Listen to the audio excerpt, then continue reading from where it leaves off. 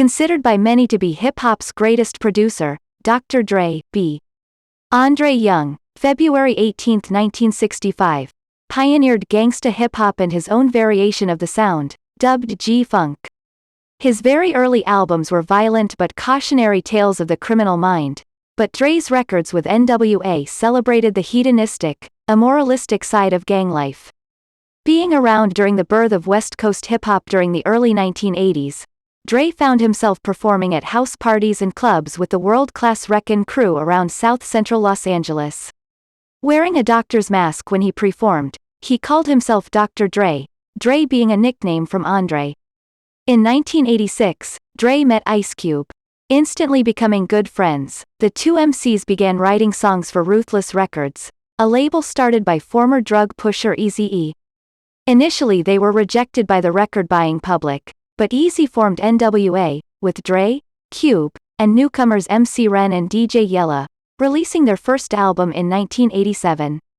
Then, in 1989, with distribution from Brian Turner and his Priority Records label, now a part of EMI, NWA delivered Straight Outta Compton, a vicious, violent, and misogynistic record that became an underground hit with virtually no support from radio, the press, or the still hip-hop free MTV.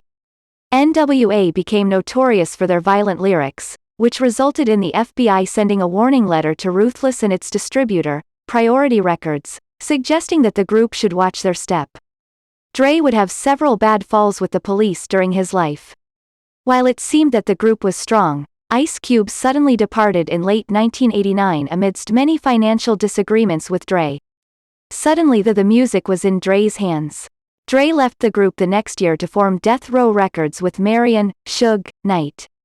Knight held NWA's manager at gunpoint and threatening to kill him if he refused to let Dre out of his contract.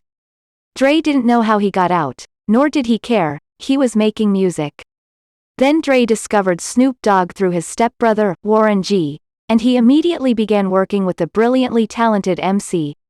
Snoop would become great friends with the Doctor and was on Dre's 1992 debut, The Chronic, as much as Dre himself. But trouble was soon to follow. Dre grew frustrated with Knight's strong arm techniques. At the time, Death Row was devoting itself to Tupac Shakur's label debut, All Eyes on Me, and Snoop was busy recovering from his draining murder trial.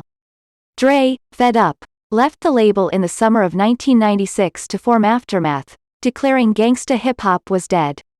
Soon thereafter, both Tupac and the notorious B.I.G. were murdered, putting a sudden end to the East Side, West Side hip-hop war, and Suge was later arrested and sent to prison. It would be at least 3 years before anything big came out of the great producer.